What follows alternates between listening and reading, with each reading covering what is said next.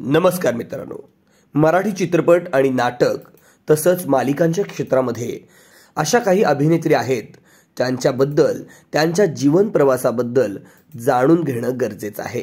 चला तर मग जाणून घेऊया एका अशा अभिनेत्रीविषयी ज्यांची ओळख खाष्ट, भांडकुदळ, कडक, कजाक सासू, प्रेमळ आई, कॉमेडी अशा अनेक वेगवेगळ्या भूमिका साकार करून ज्यांनी आपलं सोनं खरं करून दाखवलं अशा अभिनेत्री म्हणजे उषा नाडकर्णी।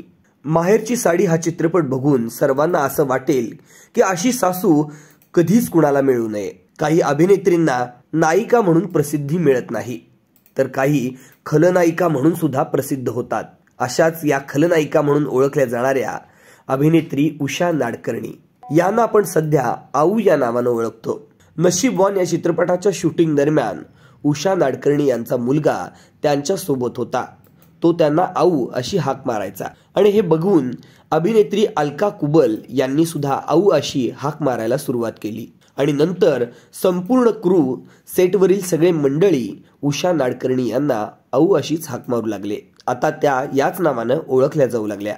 ताईंचा जन्म 13 सप्टेंबर 1946 ला झाला। उषा ताईंना एकूण 4 बहिणी भावंड आहेत। आई शाळेवर शिक्षिका होती, तर वडील मिलिटरीमध्ये होते। आऊ या लहानपणापासूनच खोडकर होत्या। अनेक वेळा त्यांच्या खोड्यांमुळे त्यांना वर्गाबाहेर काढलं जात असे। उषाताईंनी देखील वयाची 18 वर्ष पूर्ण व्हायच्या आधीच एम्प्लॉयमेंट एक्सचेंज मध्ये आपला फॉर्म भरला होता आणि 18 वर्ष पूर्ण झाल्यावर त्यांना नोकरी सुद्धा मिळाली। मुंबई महानगरपालिकेमध्ये त्या जॉब करत होत्या।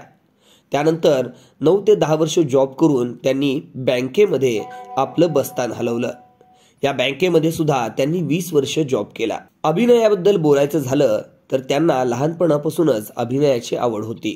त्या लहानपणापासूनच सार्वजनिक गणेश उत्सवातील सांस्कृतिक कार्यक्रमांमध्ये सहभागी व्हायच्या।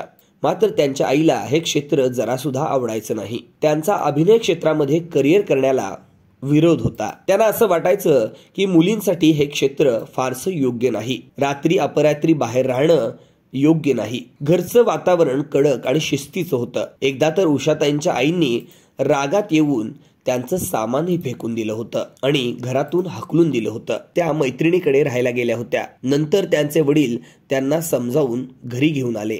उषाताईंनी स्वतः हा किस्सा होम मिनिस्टर या कार्यक्रमामध्ये सांगितलेला आहे। रमेश पवार लिखित गुरु या नाटकातील त्यांची भूमिका बरीच गाजली। 1979 साली डॉक्टर जब्बार पटेल दिग्दर्शित सिंहासन हा त्यांचा पहिला चित्रपट। त्यांनी यात शांताबाईंची भूमिका उत्तम साकार केली होती। त्यांच्या सोबत अभिनेते होते निळू फुले। त्यांचा माहेरची साडी हा चित्रपट खूप गाजला। त्यांना हा चित्रपट करताना इतकं यश मिळेल असं वाटलं नव्हतं। हिंदी चित्रपट गुंडाराज यामुळे त्यांना हिंदी चित्रपट सृष्टीमध्ये चांगलीच ओळख मिळाली। पवित्र रिश्ता या मालिकेमधून त्यांची गाजलेली भूमिका आजही लक्षात आहे। उषाताईंनी अनेक दर्जेदार मराठी चित्रपटांमध्ये कामं केली आहेत। माझा अगडबंब, पक पक पकाक, व्हेंटिलेटर, जसा बाप तशी पोरं, हुप्पा हुय्या, देऊळ यांसारख्या अनेक चित्रपटांमधून त्यांनी महत्त्वपूर्ण भूमिका गाजवल्या। अडोस पडोस या हिंदी मालिकेतून त्यांनी हिंदी मालिकांमध्ये आगमन केलं होतं। रिश्ते, पवित्र रिश्ता, खतरा खतरा, कुछ इस तरह या हिंदी मालिकांमध्ये त्यांनी काम केलं। सध्या त्या आपल्याला झी वरील कैसे मुझे तुम मिल गई या मालिकेमध्ये दिसून येत आहेत। मराठीमध्ये खुलता कळी खुलेना, घाडगे अँड सून, मोलकरणीबाई, बिग बॉस मराठी या रियालिटी शो मध्ये सुद्धा त्या दिसून आल्या होत्या। त्या खाजगी आयुष्याबद्दल फारसं बोलणं पसंत करत नाहीत। त्यांचा विवाह आनंद नाडकर्णी यांच्या सोबत झाला होता। त्यांना एक मुलगा आहे, त्याचं नाव आयुष आहे। त्यांना अनेक पुरस्कारांनी गौरवण्यात आले आहे। पवित्र रिश्ता या मालिकेतील सविता देशमुख या भूमिकेसाठी त्यांना अनेक पुरस्कार मिळाले। सर्वश्रेष्ठ कलागौरव पुरस्कारही त्यांना देण्यात आलेला आहे। अशा या हरहुन्नरी आणि बिनधास्त अभिनेत्रीला त्यांच्या कामाबद्दल मानाचा मुजरा। उषा नाडकर्णी यांना पुढच्या भविष्यातील वाटचालीसाठी खूप साऱ्या शुभेच्छा। तुम्हाला त्यांचा अभिनय कसा वाटतो, त्यांची कोणती भूमिका तुम्हाला आवडते हे कमेंट बॉक्समध्ये कमेंट करून कळवायला विसरू नका। धन्यवाद।